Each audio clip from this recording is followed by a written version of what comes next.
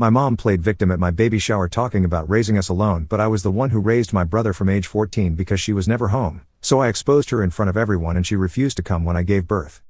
I, 32F, am about to have my first baby in 3 weeks. My husband Joseph, 34M, and I have been married for 4 years and we were both really excited about this pregnancy. We planned a baby shower at our house last month and invited both sides of the family plus some close friends. Everything was going fine until my mom Linda, 56F, decided to make it about herself. My mom has this habit of playing the victim whenever there's a crowd. She's done it at weddings, at family reunions, at birthday parties. She always finds a way to bring up how hard her life was as a single mother. The thing is, her version of events isn't exactly accurate.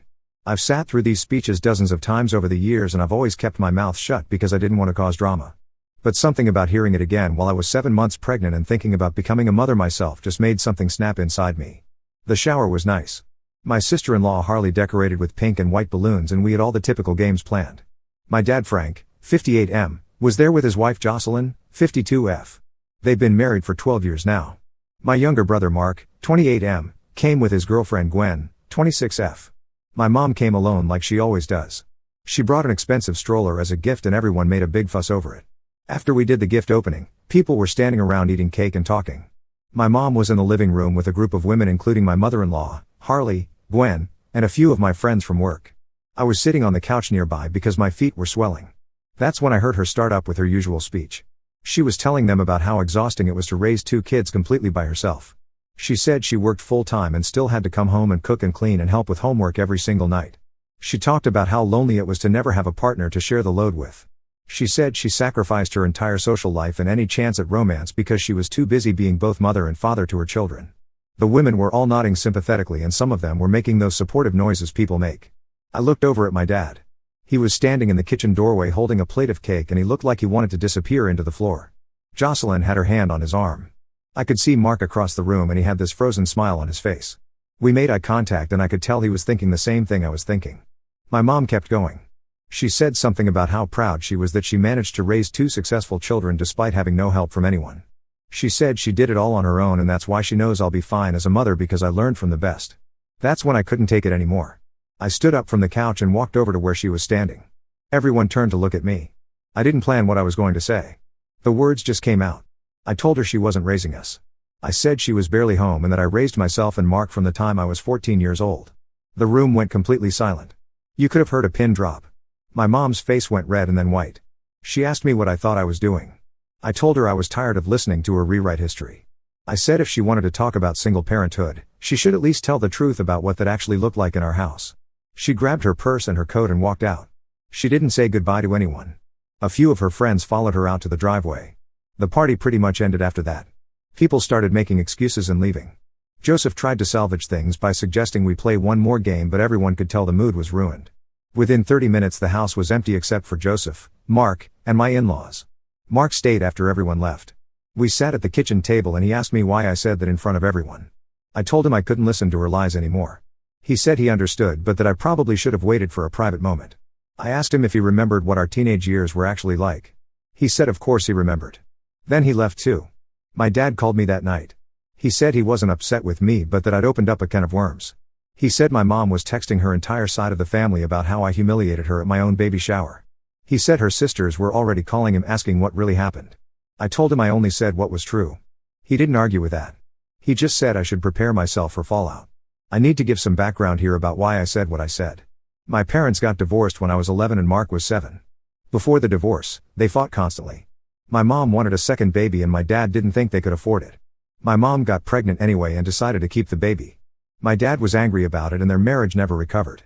After Mark was born, my mom had to cut her work hours at her job as a paralegal. She worked from home part of the time. My dad worked as a regional manager for a retail company and he traveled a lot. When he was home, he didn't help with anything. He'd come in from work and go straight to his office or turn on the TV. My mom did everything. All the cooking, all the cleaning, all the childcare, all of it. Then when I was 9, my dad applied for a job in another state without telling my mom. It was a big promotion with a significant pay increase. When he told her he got the job, she lost it. They had a massive fight. I remember hiding in my room with Mark and listening to them scream at each other through the walls. My dad ended up not taking the job because my mom threatened to divorce him if he moved us away from her family. About 6 months later, my dad told my mom he'd been having an affair. It started as an emotional affair with a woman he went to college with. He said he'd been venting to her about his marriage and one thing led to another. He said he didn't love my mom anymore and wanted a divorce. My mom was devastated. The divorce took almost a year to finalize. My mom's lawyer was aggressive and she ended up with a house, a large monthly alimony payment, and child support for both kids. My dad moved to an apartment an hour away and we saw him every other weekend. My mom's parents helped out a lot during the first year after the divorce. Her mom would come over after school and stay with us until my mom got home from work. But then things started to change. My mom started working longer hours. She said she needed to build up her savings and advance her career. She started going out after work. At first it was just once or twice a week. She'd come home around 8 or 9 at night. My grandmother would stay with us until she got back. But gradually my mom started staying out later and later. She'd come home at 10, then 11, then midnight. Sometimes she wouldn't come home until 1 or 2 in the morning. When I was 11, my mom hired a nanny to watch us in the evenings. The nanny would make dinner and help Mark with his homework and put him to bed. I was old enough that I didn't need much supervision, but Mark was only 7. The nanny arrangement lasted for 3 years. When I turned 14, my mom fired the nanny. She said she couldn't afford to pay someone anymore and that I was old enough to watch my brother. That's when I became the parent. I got Mark up for school every morning. I made his breakfast and packed his lunch. I walked him to the bus stop. After school I helped him with his homework. I made dinner for both of us most nights. Sometimes my mom would leave money for pizza or Chinese takeout. I did the laundry. I made sure Mark took showers and brushed his teeth. I put him to bed. I did all of this while also trying to keep up with my own schoolwork and my own life. My mom would come home late almost every night. She said she was working, but Mark and I knew she wasn't at the office until midnight. We could smell the cigarette smoke on her clothes and sometimes alcohol on her breath. She was going to bars after work. She never brought anyone home and she never talked about dating. She just stayed out as late as possible. The weekends we stayed with our dad were a relief. His apartment was small but he was actually present. He cooked real meals. He asked about school. He took us to the movies or to the park. But he didn't know what was happening at our mom's house during the week. Mark and I made a pact not to tell him. We didn't tell him because we were afraid. We thought if we told him the truth, he'd try to get full custody. We thought he'd make us move to wherever he was living. We didn't want to leave our school and our friends. We didn't want to leave our grandparents. And as weird as it sounds, we didn't want to leave our mom either. We still loved her. She was distant and she was gone a lot, but when she was around, she could be fun. She'd take us to the mall or let us stay up late watching movies. Those moments were rare, but they were enough to make us want to stay. I moved out when I went to college. Mark was 14 by then and old enough to take care of himself. I felt guilty leaving him, but I also felt like I'd done my time. I'd spent 4 years being his parent and I was exhausted. I called him every week during my first semester to make sure he was okay. He said he was fine. He said things were pretty much the same. Over the years, my mom never acknowledged what she'd put us through. She never apologized for being absent. She never thanked me for raising my brother. Instead, she acted like she'd been this heroic single mother who did everything herself. And maybe in her mind, she did do everything. Maybe she justified her absence by telling herself she was working hard to provide for us. Maybe she convinced herself that paying the bills was the same as being present. But I was there. I lived through it. And I raised Mark through it. So when I heard her telling the group of women at my baby shower about her sacrifices and her loneliness and how hard she worked to be both parents, I couldn't stay quiet anymore. I just couldn't. It's been 2 weeks since the shower. My mom hasn't called me or texted me. I heard from my aunt that she's telling everyone I'm ungrateful and cruel. She's saying I attacked her in front of all my friends for no reason. She's playing the victim again, just like she always does. My dad says she's demanding a full apology before she'll agree to speak to me again. She says she won't come to the hospital when the baby is born unless I admit I was wrong. Joseph thinks I should just apologize to keep the peace. He says it doesn't matter who's right or wrong, what matters is that the baby will be here soon and I should have my mom there. But I don't want to apologize for telling the truth. I don't want to pretend anymore that she was this perfect mother who sacrificed everything. She wasn't. She was barely there. And if I apologize now, I'm just teaching my daughter that women should apologize for speaking the truth when it makes other people uncomfortable. I don't know what to do. Part of me wants my mom at the hospital. Part of me thinks I'm better off without her there. Part of me wishes I'd never said anything at all. Update 1: the baby came 2 days ago. We named her Sophie. She's healthy and beautiful and I'm completely exhausted. I'm writing this from the hospital room while she's asleep in the bassinet next to me. Joseph went home to shower and get some things we forgot to pack. My mom didn't come to the hospital. She found out I was in labor because Mark called her. He thought she'd want to know. She told him to tell me she hopes everything goes well but that she can't be there because she's too hurt by what I said. Mark came instead. He took the day off work and stayed with us through the whole labor. He met Sophie right after she was born and he cried when he held her. A lot of people ask me why I didn't tell anyone sooner about what our childhood was really like. Some people suggested I was exaggerating or misremembering. I want to explain something about being a kid in that situation. When you're 11 or 14 years old, you don't think about calling child services or asking for help. You just survive. You do what you need to do to get through each day. Mark and I didn't want to be taken away from our mom. We didn't want to be split up. We didn't want to move to a different state and start over at new schools. The fear of losing everything we knew was stronger than the desire for things to be different. Kids make choices based on what they can understand in the moment. We understood that telling our dad meant risking our entire lives being turned upside down. So we kept quiet. I also didn't speak up sooner because I didn't think anyone would believe me. My mom is very good at presenting a certain image to the outside world. She's charming and funny and generous when people are watching. Her friends think she's amazing. Her coworkers think she's dedicated. Her family thinks she's strong. If I'd told someone when I was younger that she was never home, they probably would have thought I was exaggerating teenage drama. About a week before Sophie was born, my mom sent me a text message. It was the first time she'd contacted me since the baby shower. The message said she'd been thinking about what I said and she wanted me to know that she still expects an apology. She said she understands I might have some frustrations from childhood, but that doesn't give me the right to embarrass her in public. She said she might be willing to meet the baby after I apologize and after some time has passed for her to heal from the hurt I caused. I showed the text to Joseph. He asked if I wanted to apologize. I said no. He asked if I was sure I wanted to do this right before giving birth. I said I didn't have a choice. I wasn't going to lie and say I was wrong when I wasn't. He said he'd support whatever I decided, but he reminded me that holding grudges takes energy and I was about to need all my energy for the baby. I didn't respond to my mom's text. I figured if she wanted to miss her granddaughter's birth over this, that was her choice. I wasn't going to beg her to be there. I wasn't going to walk on eggshells around her anymore.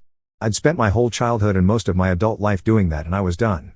Labor started early in the morning 2 days ago. Joseph drove me to the hospital and called my dad and Mark on the way.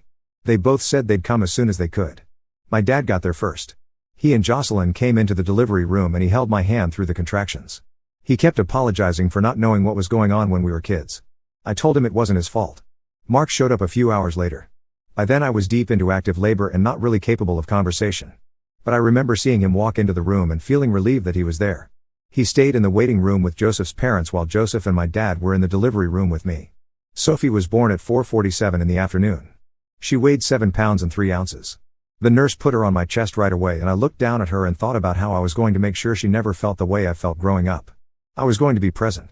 I was going to be there for every bedtime and every breakfast and every homework assignment. I was going to show up. After everyone held the baby and took pictures, my dad pulled me aside. He said he needed to talk to me about something. He looked uncomfortable. He asked if we could speak privately. Joseph took Sophie and went to show her to his parents in the waiting room. My dad and I sat in the hospital room alone. He said he'd been doing a lot of thinking since the baby shower. He said hearing me call out my mom in front of everyone made him realize there were things he didn't know about our childhood. He asked me to tell him the truth about what happened after the divorce. He said he needed to hear it from me. I was tired and hormonal and I'd just given birth. I wasn't planning to have this conversation right then. But he was sitting there looking at me with this pained expression and I realized he actually wanted to know. So I told him everything. I told him about my mom firing the nanny when I was 14. I told him about making dinner every night and getting Mark ready for school every morning. I told him about my mom coming home after midnight most nights and smelling like bars and cigarettes.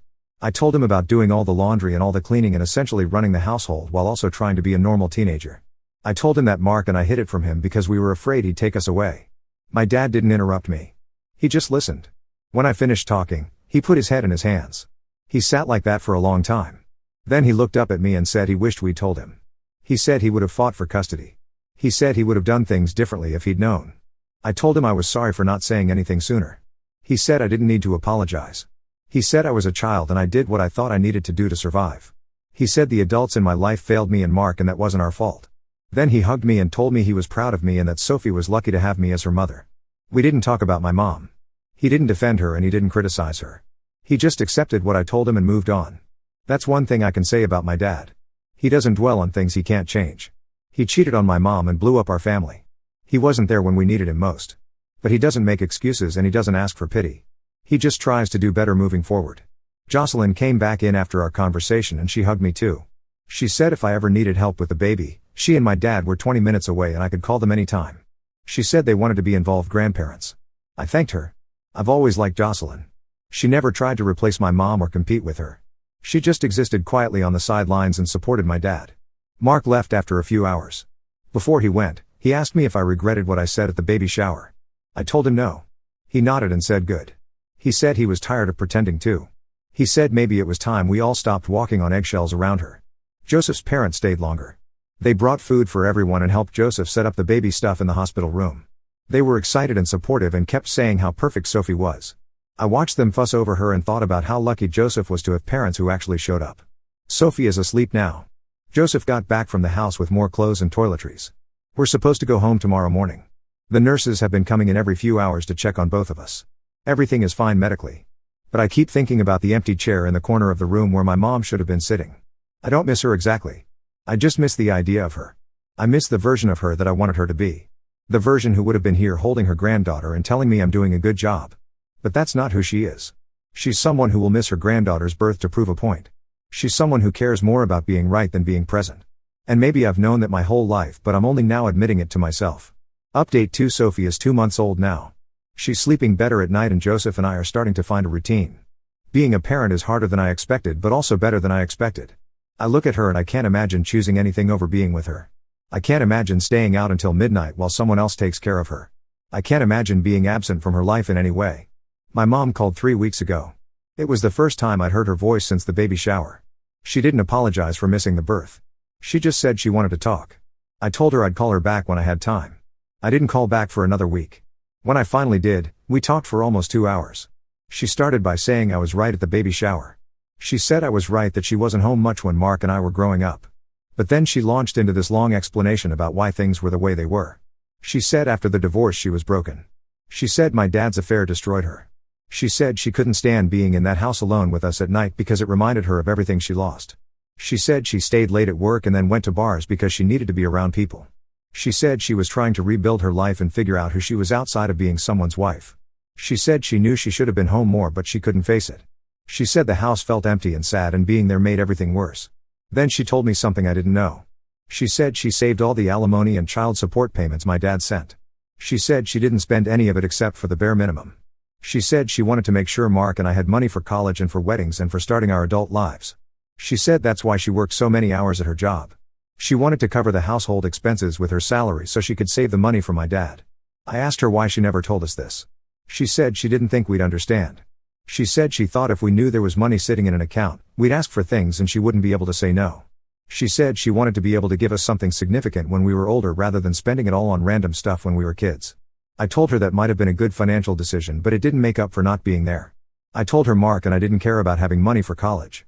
We cared about having a parent who came home at night. She said she knew that now but at the time she thought she was doing the right thing. She said watching me become a mother made her realize how young I was when I had to take care of Mark. She said she'd been thinking a lot about those years and how much she asked of me without ever actually asking. She said she took advantage of the fact that I was responsible and mature. She said she convinced herself I was fine because I never complained. She said she didn't want to look too closely at what was happening because then she'd have to admit she wasn't being a good mother. Then she said she was sorry. She said it wasn't fair to put that much responsibility on a teenager. She said it wasn't fair to be absent and then act like she'd been there the whole time. She said she understood why I called her out at the baby shower and that I had every right to be angry with her. I didn't know what to say. I'd been waiting for an apology for years and now that I had one, it didn't feel like I thought it would. It didn't erase anything. It didn't make the past different. It just sat there between us on the phone line like a fact. She was sorry. Okay. Now what? I asked her if she wanted to meet Sophie. She said yes. We agreed she'd come over the following weekend. I didn't tell her she was forgiven because I wasn't sure if I forgave her yet. I just said I'd see her on Saturday. She came over with gifts for the baby. Expensive gifts. A designer diaper bag and a baby blanket that probably cost more than my entire hospital bill. She held Sophie and cried.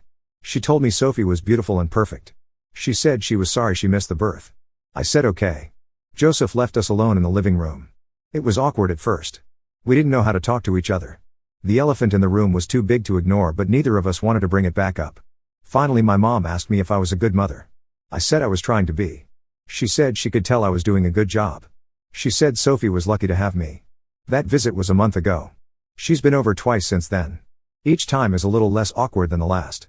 We're not back to normal because I don't think we were ever normal. But we're finding a new way to exist around each other. She's careful about what she says now. She doesn't bring up the past unless I bring it up first. She doesn't make claims about her parenting that aren't true. She just shows up and holds her granddaughter and leaves after an hour. My dad has been coming by more often too. He stops by after work sometimes just to see Sophie for 20 minutes. He brings food or offers to help with things around the house. He and my mom haven't been in the same room yet. I haven't invited them at the same time. I don't know if I will. Mark asked me last week if I was okay with how things turned out with our mom. I said I didn't know. He said he talked to her too after I did. He said she told him the same things she told me about the money and the bars and being broken after the divorce. He said he didn't know if he believed all of it. I said I didn't know if I believed it either, but it didn't really matter anymore. What happened when we were kids happened. Nothing she says now can change that. I raised him when I should have been being raised. She was absent when she should have been present. My dad cheated and left and started a new life while we struggled. These are just facts. They don't go away because people apologize or explain. But facts don't have to define everything forever. I can acknowledge what happened and still let my mom be in Sophie's life. I can be angry about my childhood and still have a relationship with both my parents as an adult. I can remember being 14 and making dinner for a 10-year-old while also remembering that my mom was a real person who was struggling with real things. None of this means I forgive her completely. It just means I'm willing to move forward. Sophie deserves to have grandparents who show up for her. And maybe my mom will actually show up this time. Maybe having a grandchild will be different than having children. Maybe she'll be present in a way she wasn't before. Or maybe she won't. I can't control what she does. I can only control what I do. I'm focusing on being the kind of mother I needed when I was growing up. I'm focusing on making sure Sophie never has to wonder if I'll come home at night or if she'll have to take care of herself. I'm focusing on being present in every moment I can be. That's all I can do. Update 3: Sophie is 6 months old now. She's sitting up on her own and starting to eat solid foods. She laughs at everything and sleeps through most nights. Life with her is good. Tiring but good. I'm writing this final update because some people have been asking what happened with my family. The short answer is that nothing dramatic happened. There was no big reconciliation scene. There was no final falling out. Things just settled into a new normal that works for now. My mom comes over every other week. She stays for a few hours and plays with Sophie. She brings gifts every time she visits even though I told her she doesn't need to. I think the gifts make her feel better about the past. Like if she gives enough things now, it will balance out what she didn't give then. It doesn't work that way but I don't stop her. She and I don't talk about the baby shower anymore. We don't talk about my teenage years or her absence or any of it. We just exist in the present moment. She asks about Sophie's milestones and I tell her. She offers advice about babies and I mostly ignore it because her advice comes from 30 years ago and things have changed. We're polite to each other.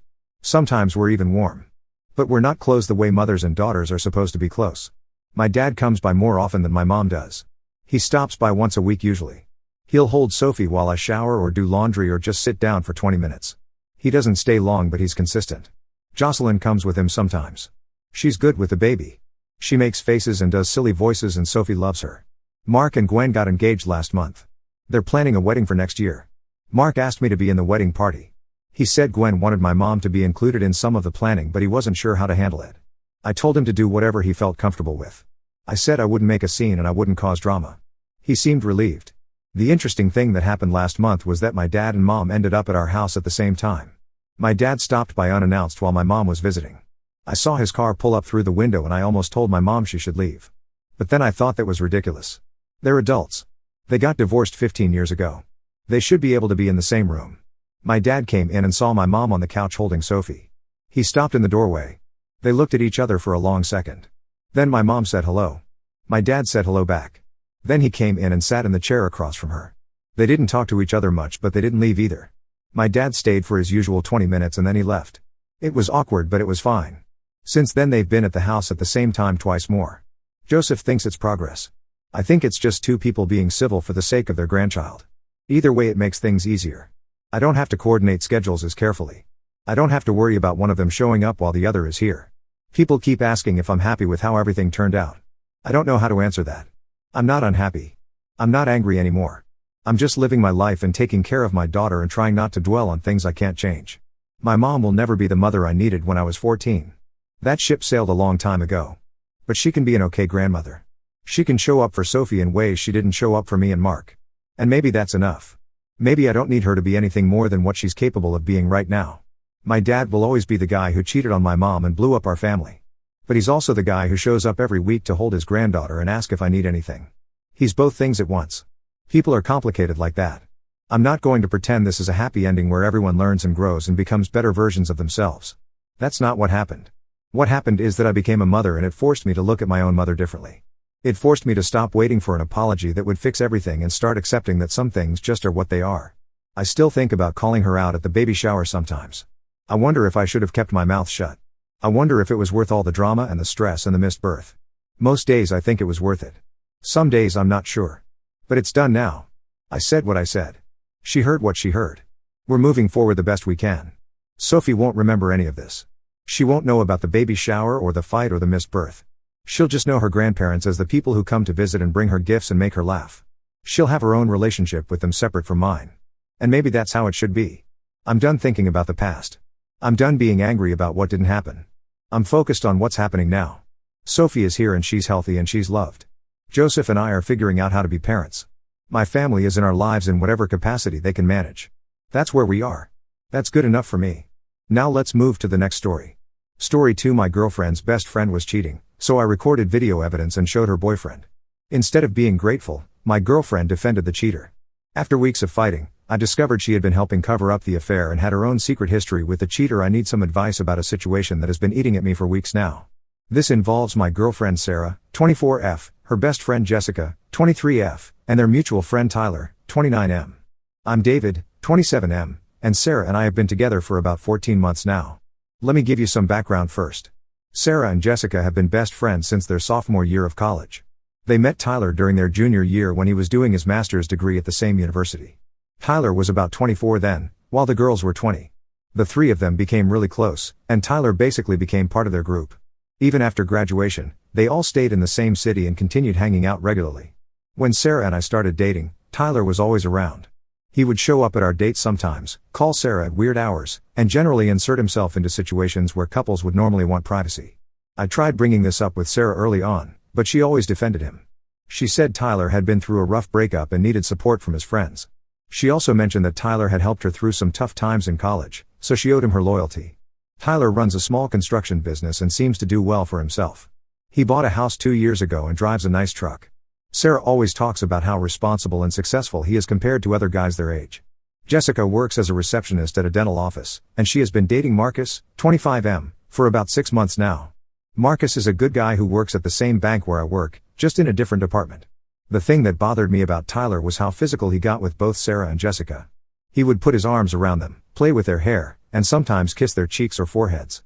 When I mentioned this to Sarah, she laughed it off and said Tyler was like a big brother to them. She said I was being insecure and that their friendship was completely platonic. Tyler also had this habit of showing up unannounced at Sarah's apartment. Sometimes I would arrive to find him already there, sitting on her couch like he lived there. Sarah never seemed bothered by this, which made me question whether I was overreacting. I decided to keep my mouth shut because Tyler was clearly important to Sarah, and I did not want to create problems in our relationship over what might just be my own insecurities. About 3 weeks ago, Sarah's cousin Emma, 26F, got engaged to her boyfriend of 2 years. Emma's family threw an engagement party at their house, which has a big backyard with outdoor lighting and heating lamps. Sarah was excited about the party and had bought a new dress for the occasion. Tyler was invited, of course, since he had become friends with Sarah's extended family over the years. The party was going well, and everyone was having a good time. Sarah spent most of the evening catching up with her cousins and helping Emma with party details. I was talking with some of Emma's friends when I started getting a headache from the loud music and crowded house. I decided to step outside for some fresh air and quiet. It was pretty cold that night, so most people stayed inside. When I walked to the far corner of the backyard, I saw 2 people standing close together near the garden area. At first, I could not tell who they were because the lighting was dim. As I got closer, I recognized Tyler and Jessica. They were not just talking or hugging as friends would. They were kissing passionately, with Tyler's hands on Jessica's waist and her arms around his neck. I stood there for a moment, not sure what to do. My first instinct was to walk away and pretend I had not seen anything. But then I remembered Marcus, who had no idea what was happening behind his back. I pulled out my phone and recorded about 30 seconds of them kissing. The video clearly shows both their faces and leaves no doubt about what was happening. After recording, I quietly walked back to the house. I did not confront them or tell anyone at the party what I had seen. I spent the rest of the evening trying to act normal, but my mind was racing. I kept thinking about Marcus and how he would react if he knew his girlfriend was cheating on him with Tyler. On the drive home, I decided to test Sarah's reaction without revealing that I had actually witnessed the incident myself. I told her that someone at the party had mentioned seeing Tyler and Jessica together outside. I said this person thought they looked like more than friends. Sarah's reaction surprised me. Instead of being shocked or asking for details, she immediately became defensive. She asked if I had told Marcus what this unnamed person had said. When I said no, she looked relieved. Then she asked me not to repeat gossip that could hurt people's relationships. I pressed her a bit more, asking if she thought there might be any truth to what this person had observed. Sarah sighed and said it would not surprise her if Tyler and Jessica had feelings for each other, but that it was not our business to interfere. She said relationships were complicated and that Marcus was a nice guy who deserved better, but people had to make their own choices. This conversation bothered me more than witnessing the actual kiss. Sarah was clearly not surprised by what I had told her, which meant she already knew something was going on between Tyler and Jessica. She was also more concerned about protecting Tyler and Jessica than about Marcus being deceived. Over the next few days, I could not stop thinking about the situation. I watched Marcus at work, being his usual friendly self, completely unaware that his girlfriend was involved with another man. Marcus had mentioned to coworkers that he was thinking about asking Jessica to move in with him soon. He seemed genuinely happy and committed to their relationship. Meanwhile, Sarah continued acting like nothing had happened. She made plans to hang out with Tyler and Jessica as usual. When I asked if she thought it was appropriate for us to spend time with them as a group while Jessica was cheating on Marcus, Sarah accused me of being judgmental. She said that Tyler and Jessica's situation was none of our business and that I should not let other people's drama affect our relationship. I started questioning whether Sarah's loyalty to Tyler and Jessica was more important to her than basic honesty and fairness. I also wondered if there were other things she had hidden from me or would hide in the future. If she could watch Marcus being deceived without feeling any obligation to help him, what did that say about her character? The video on my phone felt like evidence of something bigger than just Jessica's infidelity. It represented a pattern of deception that Sarah was actively supporting. Every time I looked at Marcus at work, I felt guilty for staying silent. He trusted Jessica completely and had no reason to suspect anything was wrong. I have been going back and forth about what to do with the video. Part of me thinks I should mind my own business and let Marcus figure things out on his own. But another part of me believes he deserves to know the truth about his relationship before he makes any major decisions like moving in together. The situation has also made me reconsider my relationship with Sarah. I thought we shared similar values about honesty and loyalty, but her reaction to Jessica's cheating has shown me a different side of her character. She seems more concerned with protecting her friends than with doing what is right. I am torn between wanting to preserve my relationship with Sarah and feeling obligated to help Marcus avoid being deceived further. I also worry that if I show Marcus the video, it will create a huge mess that could end my relationship with Sarah and potentially cause problems at work since Marcus and I are colleagues. What would you do in my situation? Should I show Marcus the video, or should I stay out of it and focus on my own relationship? Am I overreacting to Sarah's response, or are my concerns about her character justified?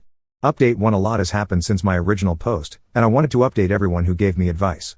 Most of you told me to tell Marcus the truth, and some suggested I give Sarah an ultimatum first. I decided to follow that advice. Last Monday, I went to Sarah's apartment after work. Jessica was there too, which actually worked out better for what I planned to say. I told them both that I had seen Tyler and Jessica kissing at the engagement party, and that I thought Marcus deserved to know the truth. I said either Jessica needed to tell Marcus herself, or I would show him the video I had taken. Jessica started crying immediately. She said I had no right to interfere in her relationship and that Marcus would be devastated if he found out. Sarah jumped in to defend Jessica, saying I was being cruel and vindictive.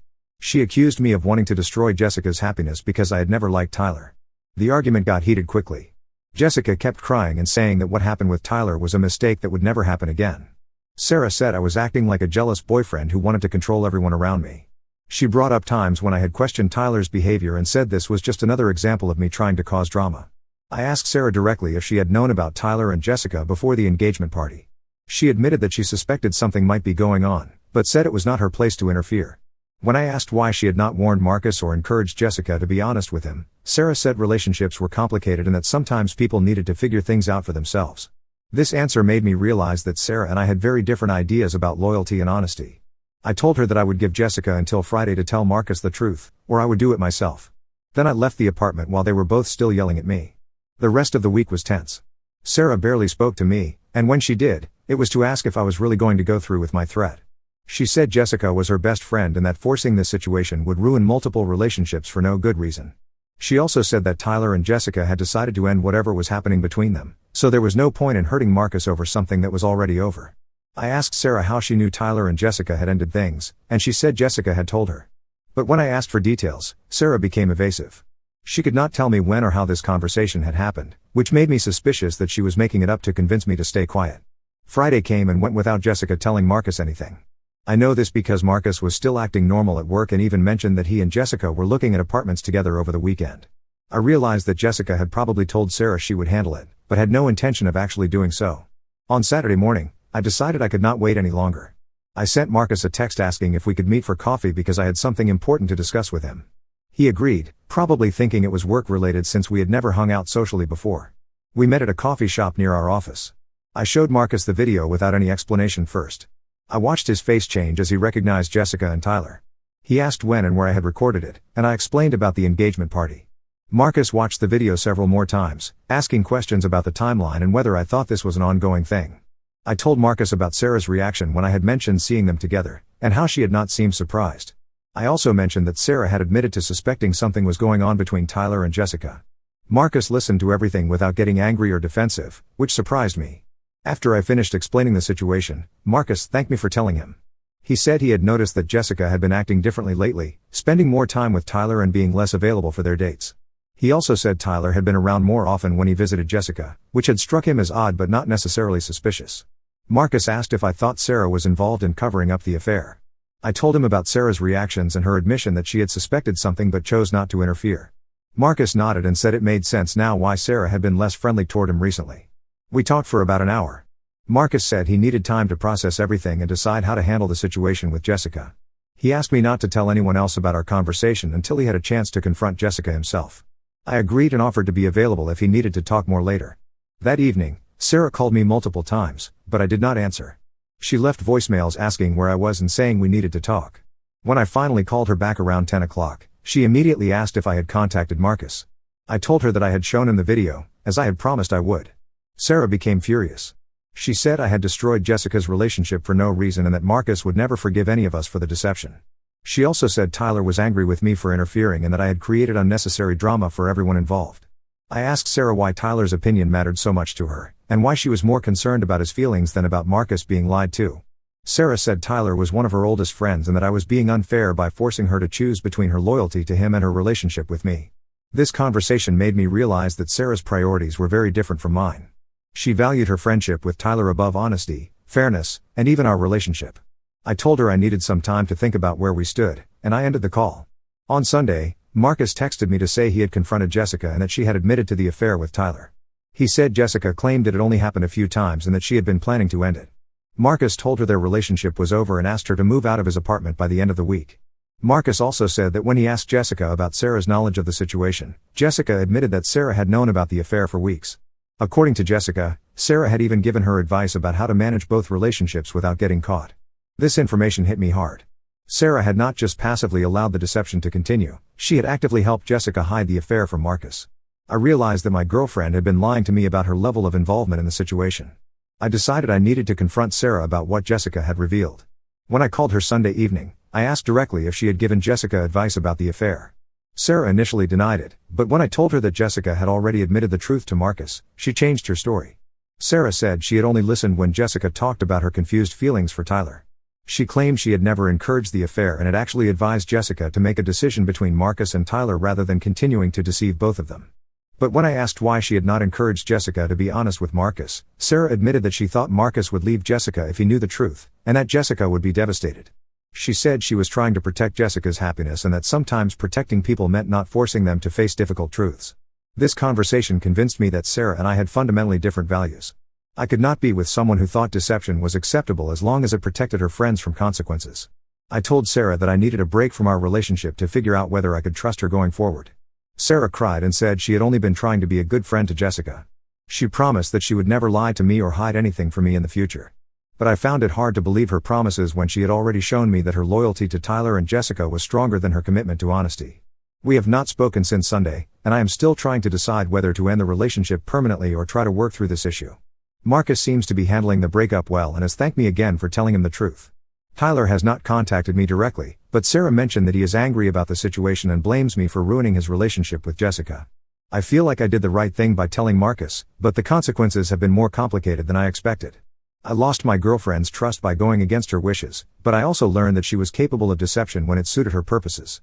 I am not sure which loss is more significant. Update 2: I wanted to update everyone on what has happened since my last post. Things got much more complicated than I expected, and I learned some information that changed my understanding of the entire situation. After my last update, Sarah and I did not speak for about 2 weeks. She sent me a few text messages asking if we could talk, but I was not ready to have that conversation yet. I needed time to process what had happened and decide whether I could trust her again. During this time, Marcus and I became friendlier at work. We would sometimes have lunch together, and he would update me on how he was handling the breakup with Jessica. Marcus seemed to be doing well overall, though he mentioned that the whole experience had made him more cautious about trusting people in relationships. About 3 weeks after my last update, Marcus told me something that surprised me. He said Tyler had contacted him to apologize for the affair and to explain his side of the story. According to Marcus, Tyler claimed that Jessica had pursued him and that he had tried to resist her advances because he knew she was in a relationship. Tyler also told Marcus that the affair had been going on for much longer than Jessica had admitted. Tyler said it had started about 2 months into Jessica's relationship with Marcus, which meant she had been cheating for almost 4 months, not just a few times as she had claimed. Marcus said Tyler seemed genuinely remorseful and had offered to help him move his belongings out of the apartment he had shared with Jessica. Marcus found this gesture unexpected but appreciated Tyler's attempt to make amends for the situation. This conversation with Marcus made me curious about Tyler's motivations. If he was truly sorry about the affair, why had he been so angry with me for exposing it? I started wondering if there was more to the story that I did not understand. Around this time, I ran into Emma, Sarah's cousin whose engagement party had started this whole mess. Emma asked how Sarah and I were doing, and when I gave her a vague answer, she said she had heard we were having some problems. Emma mentioned that Sarah had been spending a lot of time with Tyler lately, which she found odd since Tyler was usually more focused on Jessica. Emma's comment bothered me more than it should have. I found myself wondering why Sarah would be spending time with Tyler when she knew how I felt about him, especially after everything that had happened. I tried to dismiss these thoughts as paranoia, but I could not shake the feeling that something was not right. 2 days later, I decided to drive by Sarah's apartment to see if her car was there. I told myself I was just curious and that I would not stop or try to talk to her. But when I got to her street, I saw Tyler's truck parked in front of her building. I sat in my car for about 20 minutes, trying to decide what to do. I knew I had no right to spy on Sarah, especially since we were technically broken up. But I also felt like I deserved to know if she was involved with Tyler, given everything that had happened. Just as I was about to leave, I saw Sarah and Tyler come out of her building together.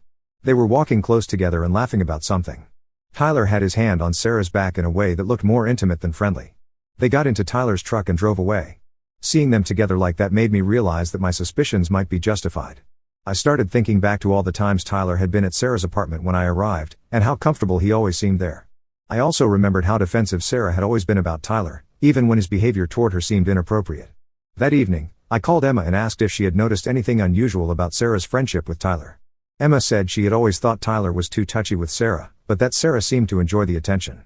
Emma also mentioned that Tyler had helped Sarah with several things over the years, including helping her move apartments and fixing things in her place when they broke. Emma said something else that stuck with me. She said Tyler had always been protective of Sarah in a way that seemed more like a boyfriend than a friend. Emma had assumed Tyler had feelings for Sarah that were not reciprocated, but now she was wondering if the feelings might have been mutual all along. After this conversation, I decided I needed to confront Sarah directly. I sent her a text asking if we could meet to talk. She responded immediately, saying she had been hoping I would reach out and that she missed me. We met at the same coffee shop where I had talked to Marcus weeks earlier. Sarah looked nervous when she arrived, which made me think she suspected what I wanted to discuss. I started by asking how she had been spending her time since we stopped talking. Sarah said she had been working and spending time with friends, including Tyler and Jessica. When I asked specifically about Tyler, Sarah said he had been going through a difficult time because of the situation with Jessica and Marcus, so she had been trying to support him as a friend. I asked Sarah if she thought it was appropriate for her to be spending so much time alone with Tyler, given our relationship problems and Tyler's recent affair with her best friend. Sarah became defensive and said Tyler was one of her oldest friends and that she was not going to abandon him just because I was uncomfortable with their friendship. Then I told Sarah that I had seen her and Tyler together outside her apartment. Sarah's face changed, and she asked what I meant by that. I described what I had observed, including how close they had been walking and Tyler's hand on her back. Sarah was quiet for a long moment before she said that Tyler had been helping her with some things around her apartment. She said there was nothing romantic about their interaction and that I was reading too much into a friendly gesture. I asked Sarah directly if she had ever been involved with Tyler romantically. Sarah looked uncomfortable and said their relationship had always been platonic. But when I pressed her about whether anything had ever happened between them, even before we started dating, she admitted that they had kissed once during college. This admission felt like a breakthrough, but I sensed there was more she was not telling me. I asked when this kiss had happened and what the circumstances were. Sarah said it was during a party in their senior year, and that they had both been drinking. She claimed they had talked about it afterward and decided they were better as friends. I asked if anything had happened between them since we started dating. Sarah insisted that nothing had happened and that she would never cheat on me. But her defensiveness and the way she avoided eye contact made me doubt her honesty. At this point, I decided to take a different approach. I told Sarah that I had been talking to Marcus and that he had mentioned some things Tyler had said about the timeline of his affair with Jessica. I said Tyler had claimed the affair started much earlier than Jessica had admitted, which made me wonder what else Tyler might have been dishonest about. Sarah looked surprised by this information. She said Jessica had told her the affair was recent and infrequent. When I asked if Sarah thought Jessica might have lied to her about the extent of her involvement with Tyler, Sarah admitted it was possible. Then I asked the question that had been bothering me most: if Tyler was willing to lie about his affair with Jessica, how could Sarah be sure he was being honest with her about other things? I pointed out that Tyler had a pattern of being deceptive when it served his interests. Sarah became quiet again. After a few minutes, she said she had never thought about Tyler's honesty in those terms. She admitted that Tyler could be manipulative when he wanted something, but she had always assumed he was straightforward with her because of their long friendship. I could see that Sarah was starting to question some of her assumptions about Tyler, which gave me hope that she might be more honest with me. I asked her again if anything had ever happened between them, emphasizing that I needed complete honesty if we were going to have any chance of rebuilding our relationship. Sarah looked conflicted and said she needed time to think about everything we had discussed. She said she wanted to work things out between us, but that she needed to process some things first. We agreed to meet again in a few days after she had time to consider what she wanted to tell me. As I drove home from that conversation, I felt like I was finally getting closer to the truth. But I also realized that whatever Sarah told me next would probably determine whether our relationship could continue. I was not sure I was prepared for what I might learn. Update 3: This will be my final update on this situation. A lot has happened in the past month, and I now have a complete picture of what was really going on behind the scenes.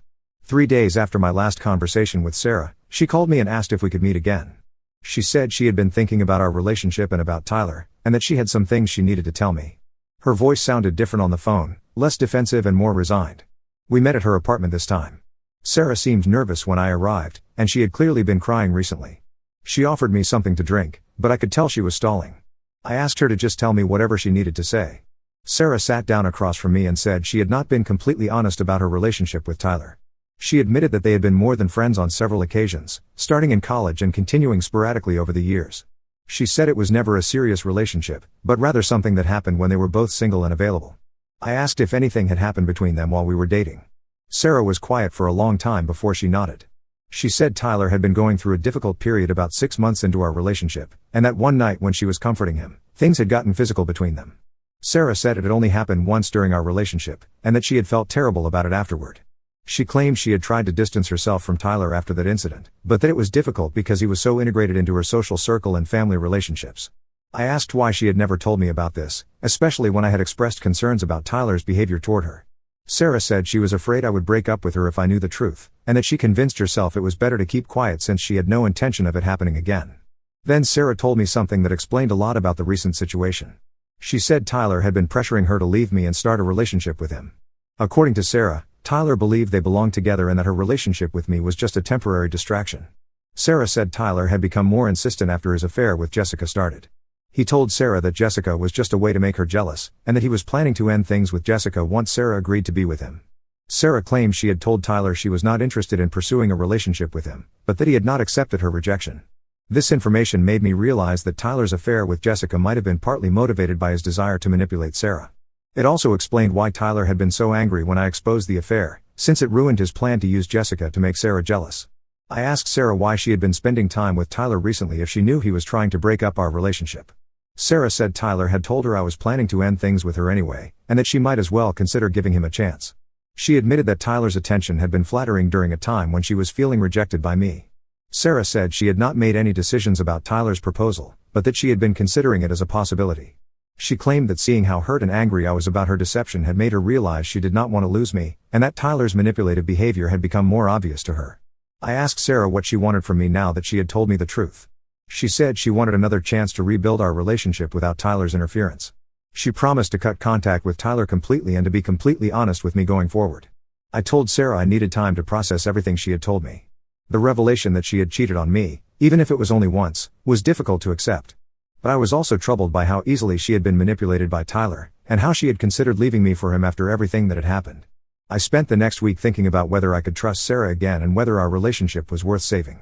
I talked to a few friends about the situation, and most of them advised me to end things with Sarah. They pointed out that she had lied to me repeatedly and had been willing to consider other options when our relationship hit a rough patch. During this time, I also heard from Marcus that Jessica had been spreading rumors about me at their workplace. Jessica was apparently telling people that I had destroyed her relationship with Marcus because I was jealous of her friendship with Tyler. Marcus said he had corrected these rumors when he heard them, but that Jessica seemed determined to paint me as the villain in the situation. This news made me realize that Tyler and Jessica were probably working together to manage the damage from their exposed affair. It also made me wonder if Sarah was being completely honest with me about her own motivations and actions. After a week of consideration, I decided to meet with Sarah one more time. I told her that I appreciated her honesty about Tyler, but that I could not continue our relationship. The combination of her infidelity, her repeated deceptions, and her willingness to consider Tyler's advances had destroyed my trust in her. Sarah cried and asked if there was anything she could do to change my mind. She offered to go to counseling, to move to a different city, or to do whatever I thought was necessary to prove her commitment to our relationship. But I told her that the damage was too extensive to repair. I also told Sarah that I thought she needed to examine why she had allowed Tyler to manipulate her for so many years. I suggested that Tyler's behavior toward her had not been as platonic as she had believed, and that she might benefit from understanding how he had influenced her decisions and relationships. Sarah said she was beginning to see Tyler differently now that she understood his motivations better. She admitted that many of the problems in her previous relationships could be traced back to Tyler's interference, though she had not recognized it at the time. Our final conversation was sad but civil. Sarah said she understood my decision and that she hoped I would find someone who deserved my trust. I told her I hoped she would learn to recognize manipulation in the future and find healthier relationships. I have not spoken to Sarah since that conversation 4 weeks ago. Marcus told me that Jessica quit her job at the dental office and moved back to her hometown. He also said Tyler has been asking mutual acquaintances about Sarah, but that Sarah has not been responding to his attempts to contact her. Marcus and I have remained friendly at work, and he has thanked me several more times for telling him the truth about Jessica. He started dating someone new recently, and he seems much happier than he was with Jessica. As for me, I am focusing on my work and spending time with friends and family. The whole experience taught me a lot about recognizing red flags in relationships and trusting my instincts when something seems wrong. I am not dating anyone right now, but I feel good about the decisions I made throughout this situation. I still think I did the right thing by telling Marcus about the affair, even though it led to the end of my own relationship. Sometimes doing the right thing comes with personal costs, but I would rather live with the consequences of honesty than with the guilt of staying silent.